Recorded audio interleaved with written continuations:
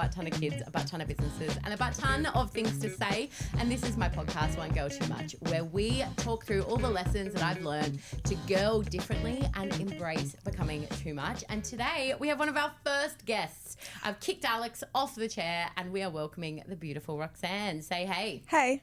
Tell us a little bit about who you are, why you're here. Well, I'm Roxanne. Hi. I have 4 kids. I'm married. I have a good life, I would say. I'm a content creator, model, and I have intersected Great word. in Jess's life. And yeah, we work together, live lives, and I would say we're friends. Yeah, we've had a bit of a complex journey, which is a little bit of what our lesson is around today. I'm missing Alex already. Roxanne joined my team earlier this year, but we used to use her as a content creator and a model on behalf of some of our clients, but our kids go to school together. So we've been in each other's circle for a really long time and always had this synergy of like want to be friends, but weren't, but were. Like we were definitely friendly, but didn't have any sort of consistent friendship. And recently through connecting, we've been exploring some big topics and we are going to probably talk through the biggest one today. Deep breath, everyone. It's a hairy, juicy, slightly controversial one, but we're going to have a look at how our appearances affect our success. And there's 2 very different sides of the fence here, not just typecast, but I'm a bigger girl in case you've never looked me up online. I've always been a bigger girl. I'm probably thinner in my later years. I was 160 kilos once upon a time. And I am articulate and some people would say I'm funny and I very much have always fit the stereotype, not purposefully, of funny fat girl.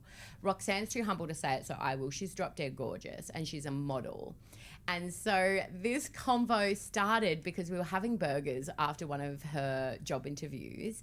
And I asked her, I don't remember how we got onto it, but you were telling me that one of your favorite things to do was to go to like quite a hofty-tofty restaurant or bar on like a Tuesday, Wednesday night and sit at the bar and see who comes up and introduces themselves because that's where you meet great people. And I remember sitting there going, yeah, maybe for you. If I'm sitting at that bar, like I'm getting kicked out by security. Like I like to introduce myself to people and just say hi and like have a chat and see where the conversation goes. Yeah, and it's a hard topic to explore because I don't know anything outside of my experience and you don't know anything outside of your experience. And it's been really uncanny timing because this is also blowed up on TikTok around the Big Brother conversations around Pretty Girl Complex.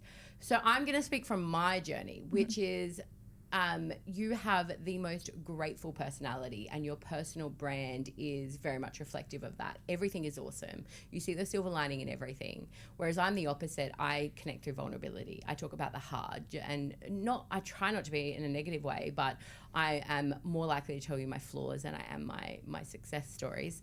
So I found it really difficult to connect with you pre this season of our life in that. But I think a large portion of that was because of the grateful, everything is awesome persona, plus being drop dead gorgeous, sometimes can give a connotation of bitch through nothing that you've done 100% in my head. Yeah, no, I Does get that it. make sense? Yeah, completely. If you did exactly the same thing but weren't drop dead gorgeous, I would think what a great, grateful hearted human. But the combo of the 2 really challenged me when it came to hiring Rox and going, what is this lack of banter connection that we had, which we've definitely worked through, don't you worry, we're thing. And I realized it had a lot to do with your appearance. That was really hard for me to admit to myself. Interesting. I find that very interesting because I actually don't look at myself and go, oh, I'm gorgeous. Like I do a little bit. You would be a bitch if you did, I would say. But I'm like, yeah, this is what I look like. I've been gifted. Yeah. But likewise, I don't sit in the mirror going, I'm not attractive. Yeah, it's what I look like. So I'm like, well, I just enhance what I look like and that's it. And it's not really necessarily like I want to be anything but myself. And I think that is very internal.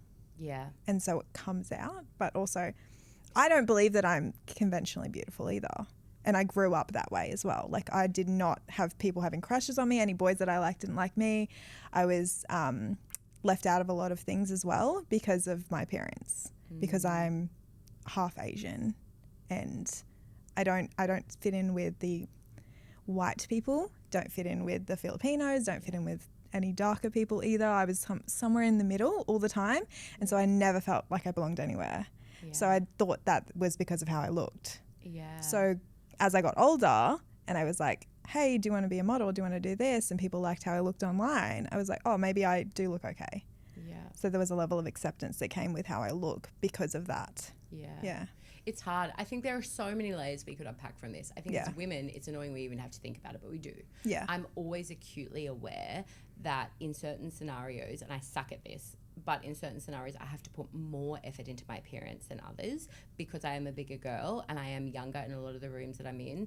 The connotation is that I'm lazy and I'm poor, which is in some ways statistically skewed. Like it's, you know, those demographics can be more likely to be those things. But as women, our appearance is more of an attribution of who we are than it should be, and we can't change that. But what really triggered me about this journey with you is it was me, and I'm probably more aware than most because of my heart for this space and the research that I do for women, that I was disappointed in myself. That I think that when I really broke down some of the hesitations that I had and why we hadn't connected earlier, I wondered if it was somebody else doing what you did, if it would have had the same effect to me. And I don't think it would have. I think a lot of it was because of your prettiness, and people assume model, pretty, content creator, shares a life online, you know, a certain thing. And even though I would have never had that exact thought pattern, I think that was really a subconscious thing for me. That's like, why is everything so perfect and so coming easy to you? And I think that it's not something that it's easy to talk about because, again, we don't know what it's like to not be anything than who we are. But I think we would both describe ourselves as confident people. I don't think I've walked into rooms going, oh, I'm ugly. But there's just these things that I've always done. And particularly I have a black husband. So, you know, the combo of us, when we go into banks, people assume we've got no money all the time. The kids' school, they assume we've got no money. And there's certain behaviours that we've just always done. It's never been a conversation. It's never even been a thought pattern that we do to fight that. And so I'm really curious to think, like, if we were to take the veil off, do you think the pretty complex is real? Do you think the pretty privilege is real? And is it actually a privilege? I would definitely say that it is. And I think you'd be very naive to think that it's not. Because I've seen how different I'm treated, even when I'm not doing anything different. And I don't understand it myself because I don't really place a lot of judgment on people for how they look. Like, obviously there's little bits and pieces, but I don't look at someone and be like, I don't want to be friends with you because of how you look. So it's hard for me to accept that that is something that people do judge me on, is my appearance. And I think we were talking about this briefly as well, how like people sometimes think I'm not very smart.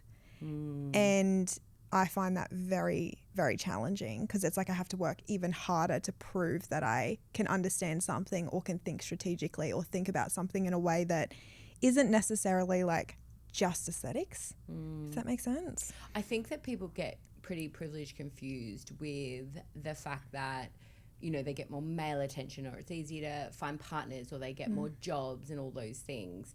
And I don't necessarily think that's the case. I'm sure it is in some spaces, but I do think it is a reflection of how much money you have and intelligence, success and intelligence, for sure. And so when we look at it in work environments or social settings, I also think that you take beautiful care of yourself. You have an amazing fashion sense. You've got a great skincare, makeup routine. They're just not things I care about. And if I did, I could definitely change the perception. There is a real statistic that women who wear makeup earn 30% more than women who don't. Yeah. Like, you can't lie about that being a thing, but I don't necessarily think that's about who we are as in appearance. I wonder if it's less about appearance, more about perception.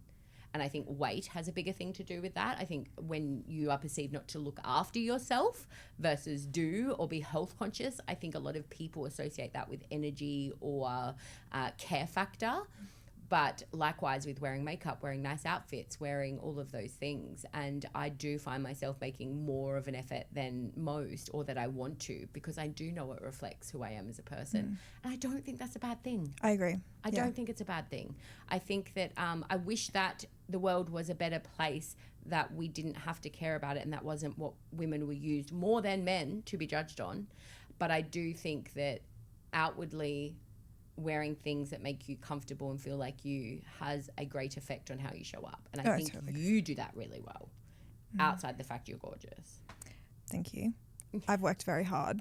Like, I didn't grow up where my mum was like, hey, do all of these things. This is how you take care of your hair. This is how you do this. Yeah. Like, I didn't know how to do it. I taught myself because I wanted to feel confident. Like, I wanted to feel good in my skin because everywhere else I didn't. I felt like I belonged nowhere. Yeah. And so for me, I had to do those things in order for me to actually show up to a lot of things and actually feel good about it.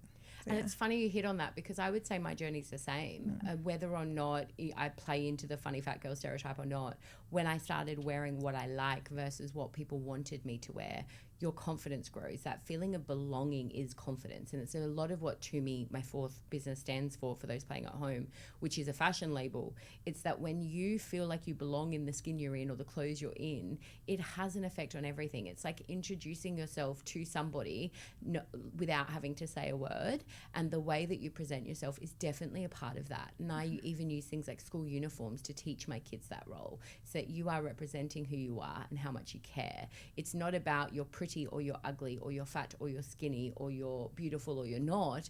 It's about I care about the impression you have in me, and that impression being a representation of who I am, not me trying to be somebody else. Yeah, totally agree. Really powerful. That is a big topic that I feel like we've handled incredibly well. But what I've found has been really interesting, if you don't mind me sharing, we can edit it out later if you do, is, you know, the world you came from was very appearance heavy. You know, you were a model, you were a UGC creator, you were heavily involved in the fashion industry and content creation, to, I wouldn't say we're a corporate environment by any stretch of the imagination, but we are a marketing agency and we have complex relationships and teams. And it's been really interesting to see you navigate your identity in that space and how you build relationships with people outside of appearance and fashion and content. Tell me a little bit about that. You tell me a little bit more about that first. No, I don't want to get HR involved. Off you go.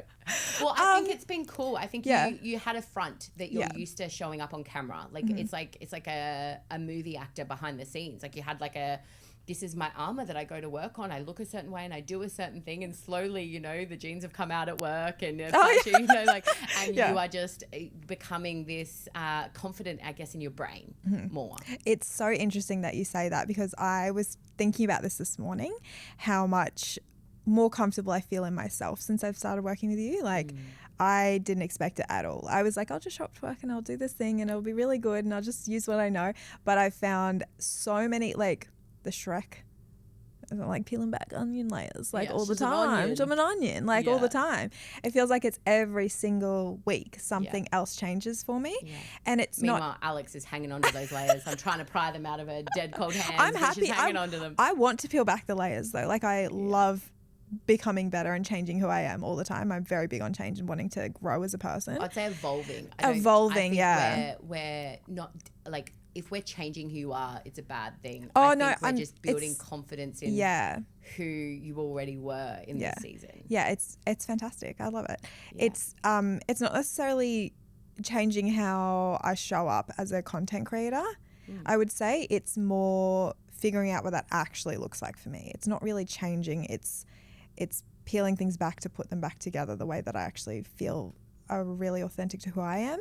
As well, which I didn't expect, which is fantastic. It's been so fun to watch. Like your body language and your demeanor. It's like, it feels like we've kind of broken through a brick wall, and there's just, you were awesome to start off with, but there's just like your potential, and seeing you flourish through that season has been so cool. Well, thank you for the support. Yeah, amazing. Couldn't have done it without you. We're all going to cuddle and talk about our feelings now.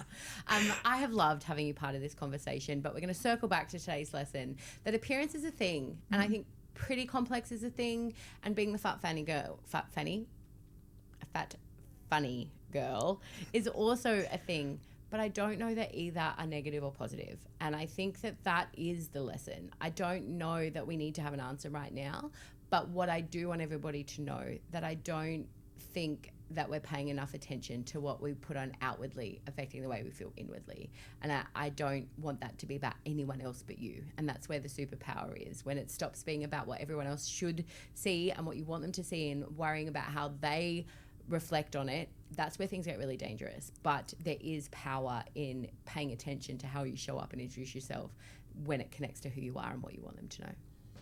Thanks so much, Rox. I've loved having you. Stay tuned. She's joining us for another episode very, very soon. But in the meantime, that is a wrap. You can find these potties dropping weekly, so come back and hang out with us again. But in the meantime, leave some comments over on our YouTube channel and on Too Much Jess on TikTok, where you can see all the shenanigans. We'd love to hear some of your girl lessons and what you want to see. Love you so much. Okay, bye.